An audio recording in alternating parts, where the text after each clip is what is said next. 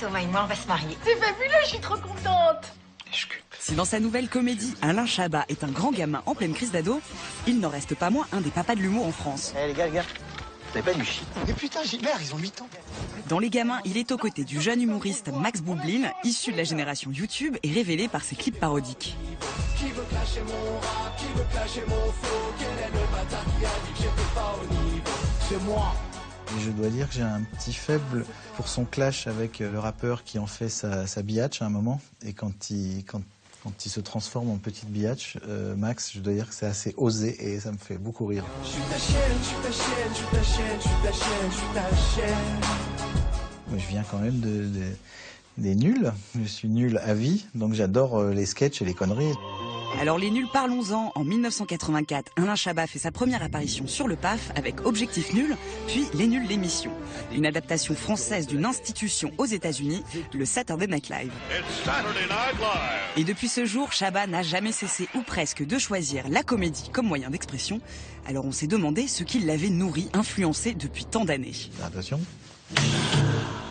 L'envie de départ d'Objectif Nul, c'était de faire vraiment, pour le coup, encore une fois, un pur Saturday Night Live, c'est-à-dire un show hebdo en direct, en public, avec des sketchs en direct, avec un invité musical. C'était presque la première envie d'Objectif Nul.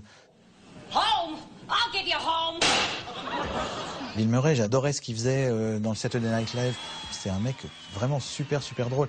Et de tous les autres intervenants, que ce soit Eddie Murphy, Bellucci, etc., tous s'accordaient à dire que c'était lui le plus marrant, quoi. C'était lui le plus dangereux de tous, parce que toujours extrêmement sérieux. Il a quasiment, je pense, jamais eu de fou rire. Il est toujours implacablement droit, quoi. In the best actor category, there can be only one winner, and that is Jack Lemmon, because Jack Lemmon is still alive.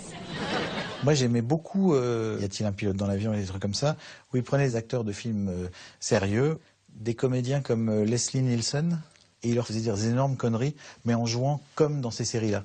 Donc je me souviens, en tout cas pour Objectif Nul, qu'en tout cas moi j'avais envie de jouer comme dans une série américaine doublée en français. Tu connais la blague du mec qui a pas de pouce? Elle est comme ça. Mais avant de devenir humoriste, d'avoir un style de jeu décalé avant de réaliser Astérix et Obélix, puis le Marsupilami, à l'origine, Alain Chabat voulait faire de la BD. Une de ses références majeures, donc. Attention.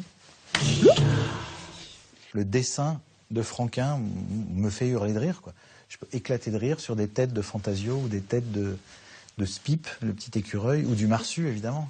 Mais c'est sûr que j'ai piqué des tonnes de trucs sans le savoir. Alors parfois, quand je me rends compte, je me dis « Ah non, mais ça c'est juste, je suis en train de refaire un des dessins que j'ai vus.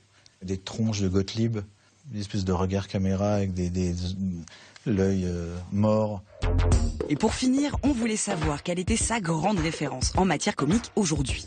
Attention. J'aime beaucoup aller sur le site Funny or Die, où il y a plein de sketchs.